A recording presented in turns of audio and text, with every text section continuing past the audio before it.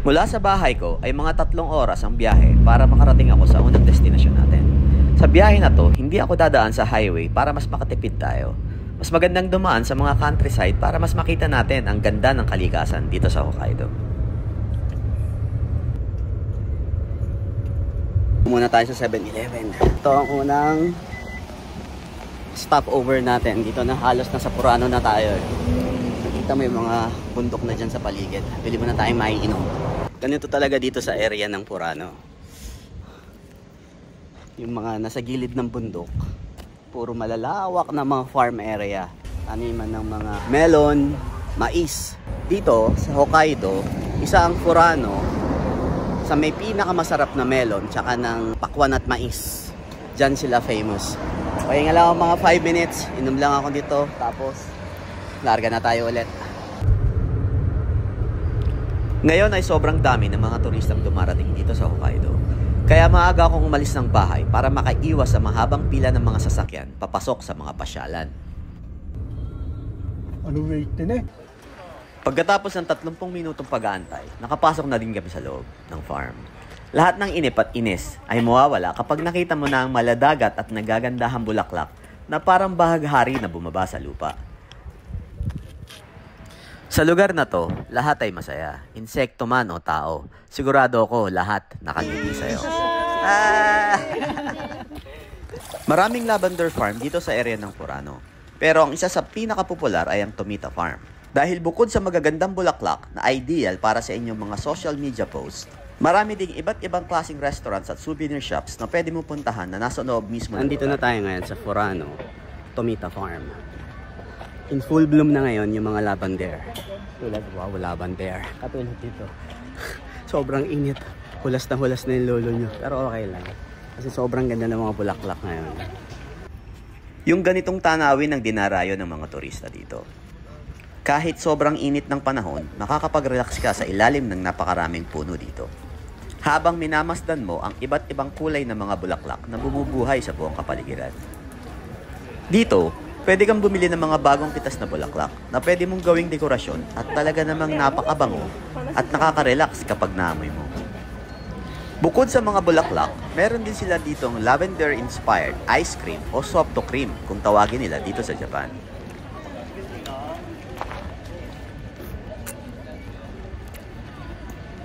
Sarap!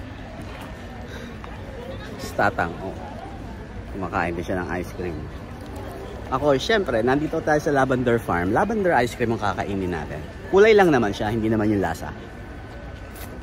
Grabe, kailangan busin natin agad kasi ang init! Sobra talaga. Ang ano, aglit lang sa to. Sumilong kami saglit sa ilalim ng mga puno. Habang kumakain at nakatitig lang sa napakagandang kalikasan dito sa Hokkaido. Di mo alintana ang init at sobrang dami ng tao.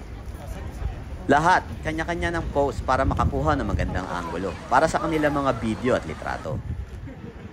Kaya abala din ako sa pagkuha ng sarili kong video bago ko lisanin ang lugar na to. Kaya tayo dun sa observation deck para makita natin yung overlooking natin yung farm na yun. Para mas makita ko ang kabuuan ng lugar na to, umakyat ako sa observation deck at talaga namang namangha ako sa lawak at ganda ng lugar na to, na dahilan kung bakit marami ang dumarayo dito. Ito ang hinaharap ngayon ng malaking problema ng Japan, yung over-tourism. Kasi sobrang dami ng turista talagang pumapasok. Katulad dito mga bus na to. Sa 2, 3, 4, 5, 6, 7. Hindi lang yan. Doon pa sa kabilang parking area. Sobrang dami ng bus. Kaya kulang na kulang sila sa staff na mag-aasikaso ng mga turista. Buko desu ne. Pasko. May nahanap kami ni Tatang yung bilihan ng melon pan. Kasi masarap dito yung pan na gawa sa melon. Kaya nga melon pan di ba? Tanga-tanga ko rin talaga minsan eh. Dito yon. Kakain lang kami ng melon pan. Tapos lilipat na kami ron sa susunod na destination natin. Doon na tayo sa Shikisai no Oka. Pagtapos natin kumain, budget na tayo kagad. Maraming iba't ibang klaseng restaurant dito katulad nito. Hokkaido Pizza. May hamburger restaurant din dun sa taas. doon. Tulad nito.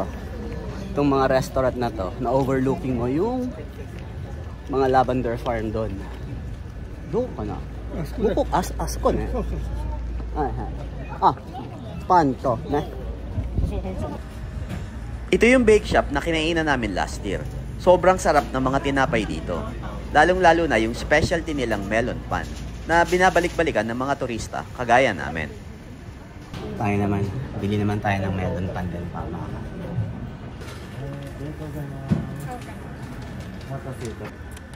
Sa harap ng mga restaurants ay may malawak na open dining area para makasilong at makakain ka.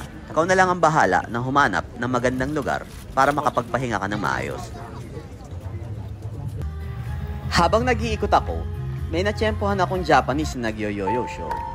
Tuwang-tuwa ang mga manonood habang nagpapakitang gilas siya ng kanyang talento. Naghihiyawan ang mga tao sa bawat paikot niya sa kanyang yoyo. Kapag summertime talaga, maraming iba't ibang activity ang meron dito.